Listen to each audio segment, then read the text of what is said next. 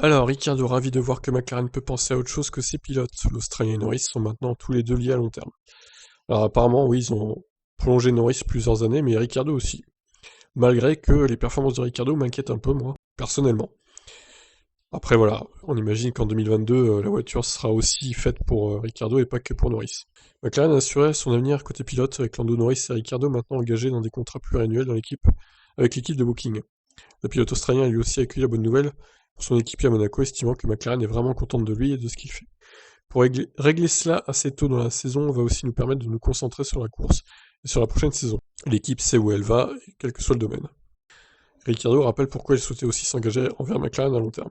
Être avec Red Bull pendant 5 saisons puis en passer 2 avec Renault, on se rend compte que tout a besoin d'un peu de temps, surtout si vous essayez d'aider à construire quelque chose.